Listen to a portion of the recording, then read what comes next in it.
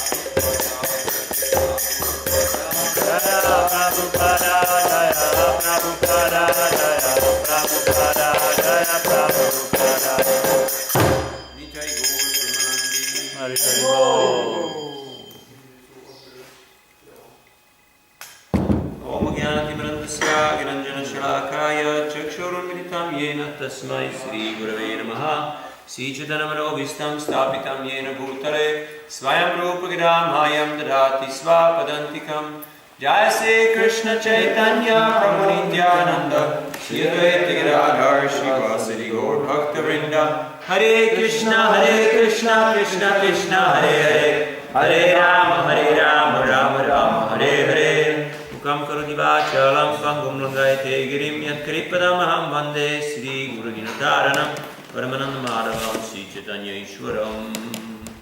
Hare Krishna. Want me to close the door? Yeah, it's okay. Fresh air. Just tell me when. So, welcome everybody. Today is Sunday, so there's a lot of kitchen activity going on. And we are starting up the Sankirtan meeting. Sankirtan means to propagate the holy name of Krishna. What's your good name? Sudarshan. Sudarshan. Very nice name. You're here often or come regularly? Okay, so you're familiar with what's going on. You're a regular. Okay, very good. Thank you. So, today we have different parts in our meeting. The first part is how to start a Hare Krishna temple. Srila Prabhupada started this International Society for Krishna Consciousness all by himself. It was not a business venture. There was no business plan, no model as such. He simply started on the instruction of his spiritual master, who he met first time in Calcutta, and he received the instruction on his first meeting that you're an intelligent young man, you should preach this Krishna consciousness movement in English-speaking language, spread the message of Mahaprabhu all over the world.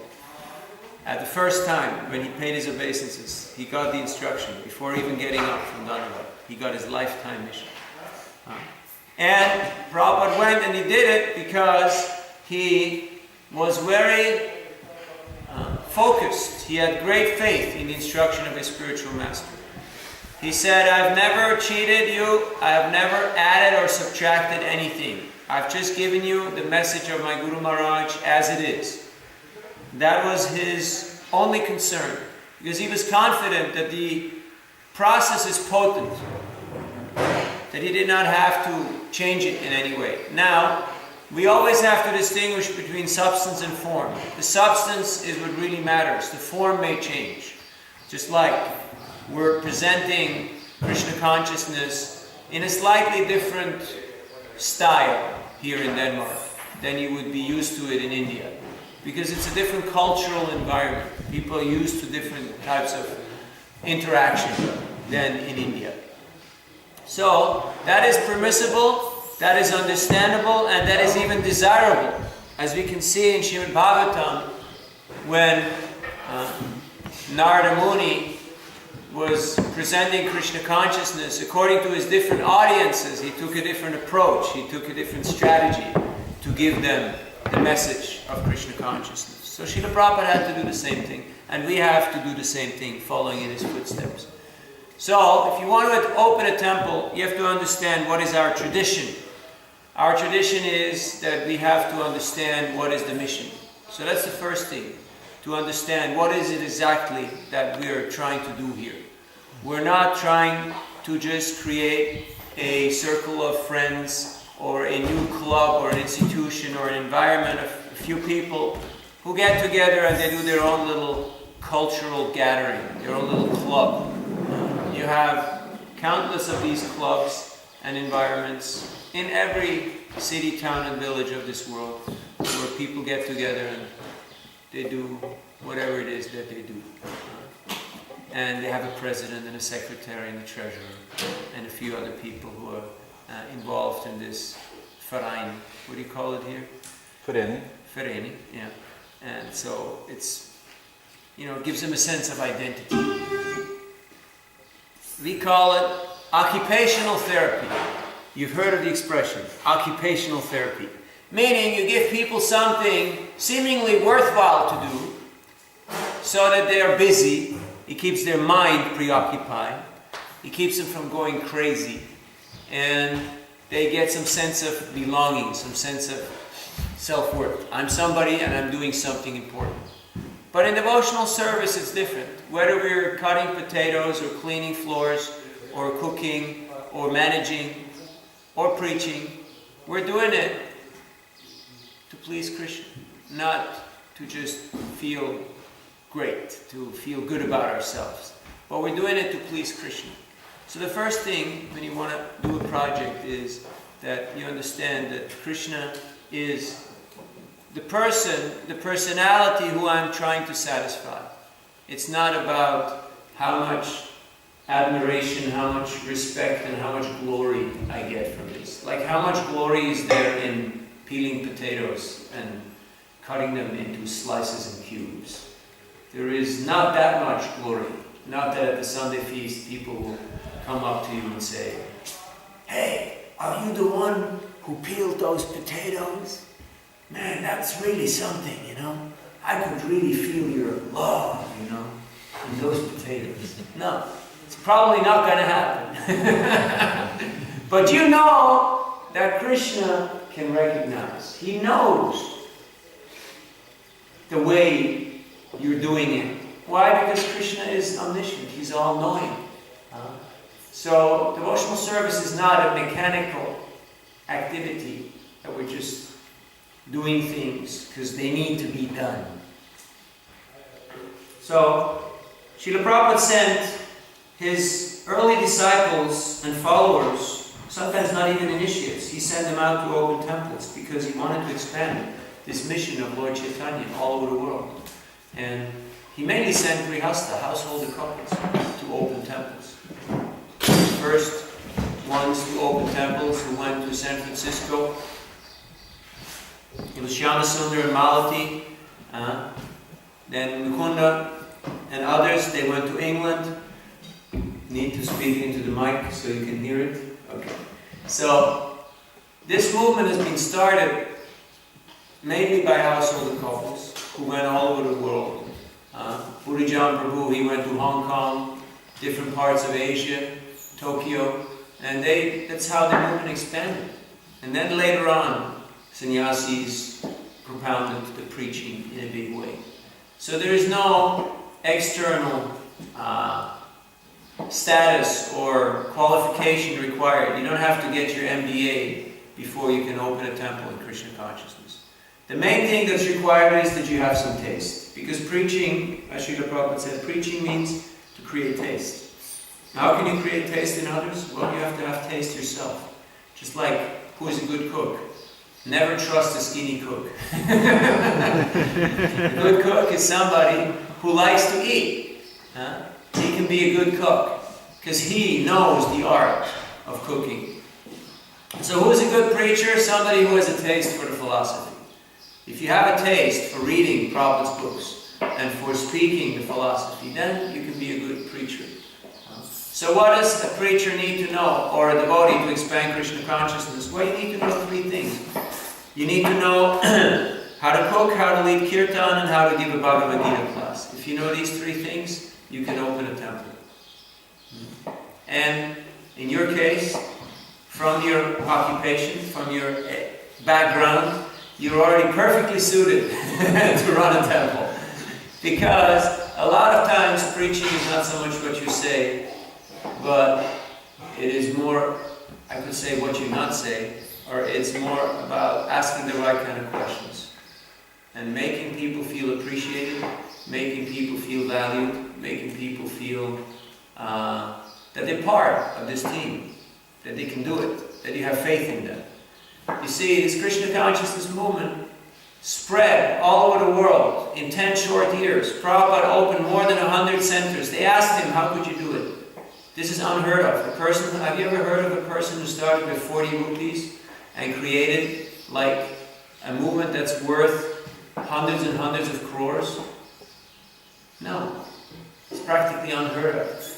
You know, usually all the big people in industry, they either inherited or they somehow made it big. But Prabhupada, within 10 years, he opened more than 100 temples, ashrams, schools, and farms. How did he do it? He was asked. And he said it was because I was always introspective.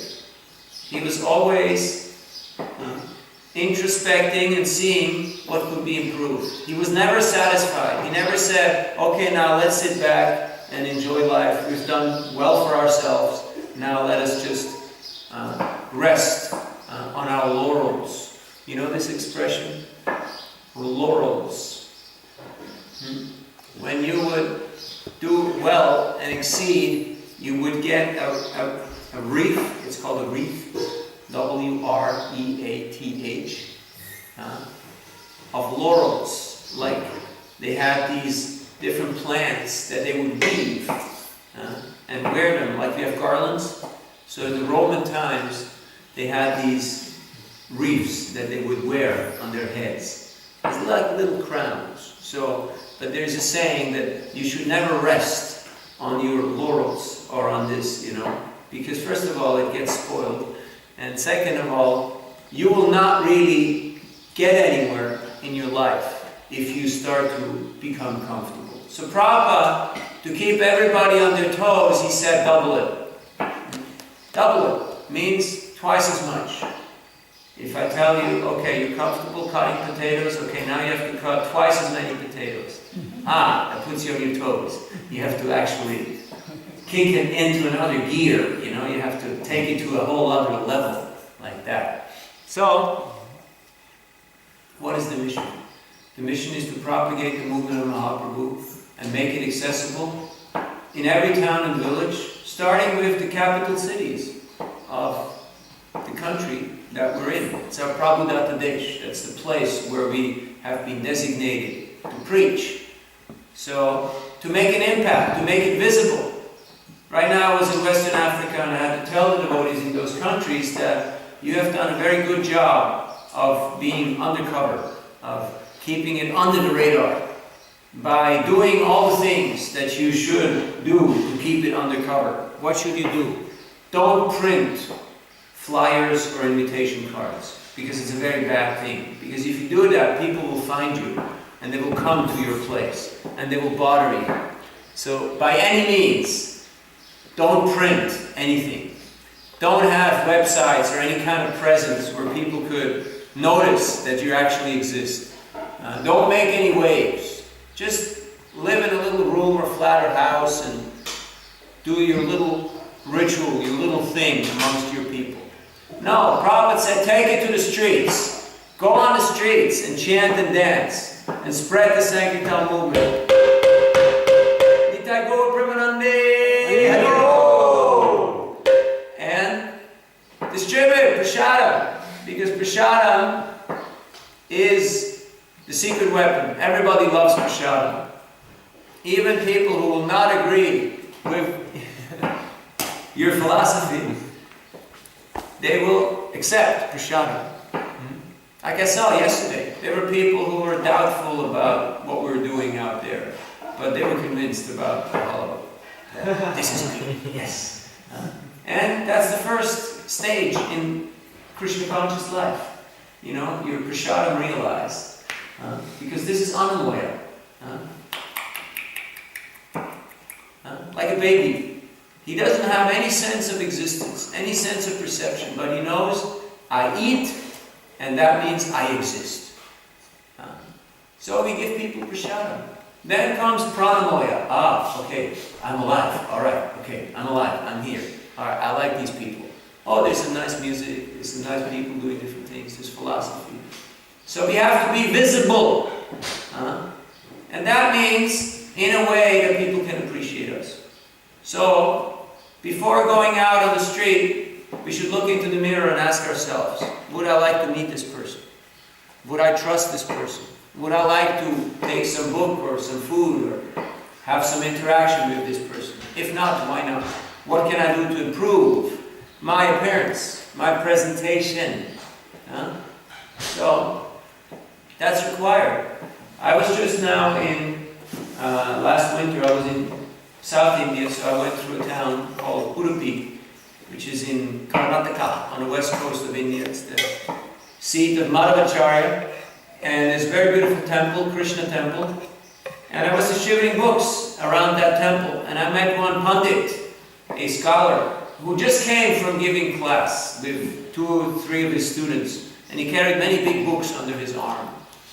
So, I met him in front of the temple, and I stopped him, and I talked to him, and I gave him one of Prabhupada's books. It was a small book, so it was kind of funny, because I gave him a small book, and he was carrying these big books. And he had tilak, and kuntimal, and neck beads, and sika, and Brahman thread, and dhoti, and chadar, and the whole thing. So his students got a little upset. Who are you? What are you trying to teach to our teacher here, to our Guruji? And the Guruji looked at me, and he said, what is your qualification? Now in India, usually that means, what's your academic background, or where did your father go to school, like that. So, and I thought, and I paused for a moment, and I thought, yes, what is my qualification? Actually, I have no qualification. But I thought he will not appreciate that, if I tell him that. He will not be convinced. So, but we have to realize, actually speaking, we don't have any qualification from a material standpoint, because to preach Krishna consciousness, there is no material qualification that is a requirement or a prerequisite. So I told him, Gopi Bharta Parakamalayor Dasa Dasa Dasa. I'm simply trying to be the servant of the servant of the servant of the servant of the servant of the gopis who are serving Srimati Radharani, who is serving Krishna. Now, because he was a scholar and he was a Vaishnava, he smiled and he said, very nice, I accept that. So he took out a donation and he gave me money. Very much to the surprise of his students, who thought, how is this possible? So, materially speaking, we don't have any merit, any qualification to argue or to discuss philosophy with persons who are of a different class.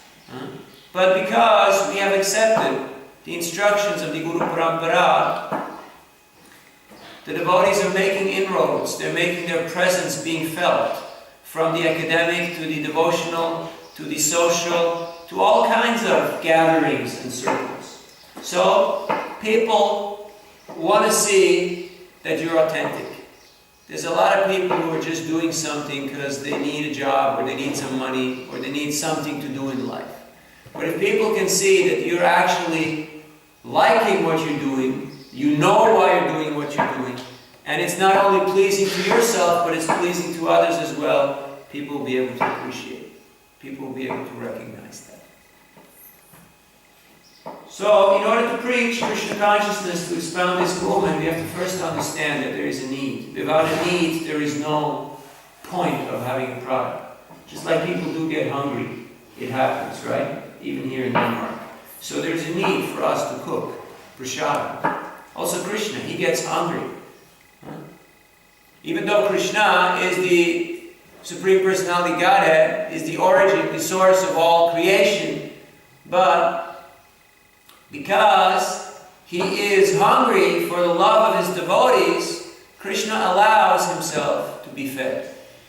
He allows himself to be served wonderful foodstuffs by his loving devotees.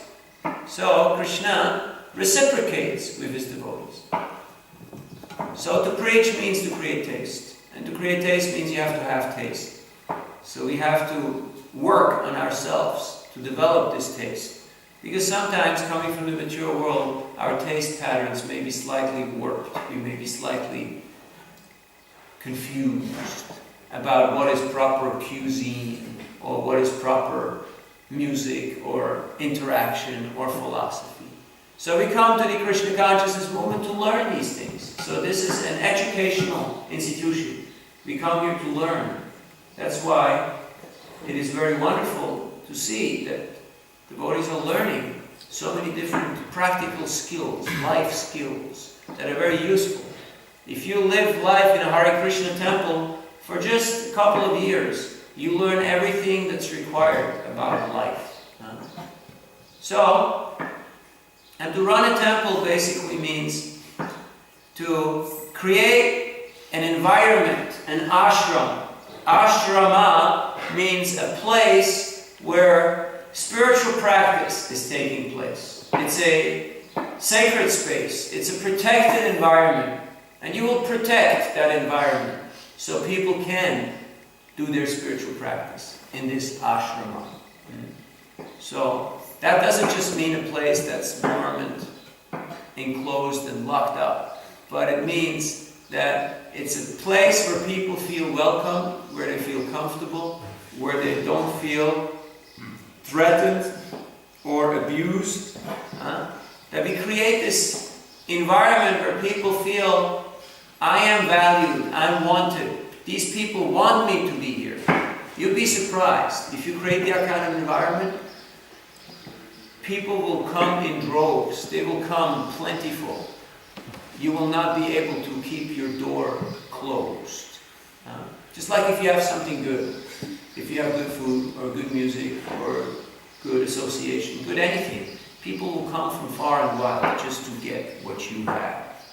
Like that. So Prabhupada, he traveled from Vrindavan all around the world to spread this Krishna consciousness movement. And he created these ashramas where people can get trained in the philosophy and practices of Krishna consciousness. But then when we're trained, we don't just stay in our comfortable, protected environment, but we go out and we share our knowledge and our realization and our taste. Whatever taste that we have, we share it with the people that we meet.